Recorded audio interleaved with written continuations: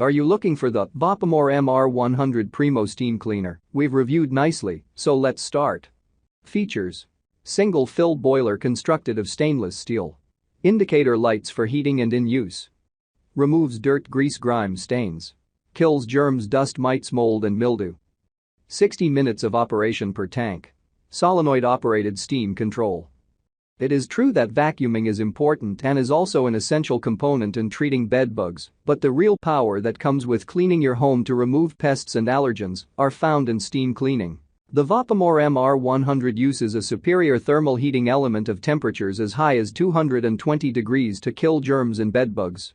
For bedbugs, the efficiency of the product is of the very best with steamers in this capacity. The various nozzles allow the steam to reach inside of cracks and crevices where bugs hide and eradicate multiple amounts of bedbugs at once. Once blasted with steam of this temperature, the bugs die instantly, and with the adapter nozzle, you can use the steam in hard-to-reach places and not just the mattress like other products.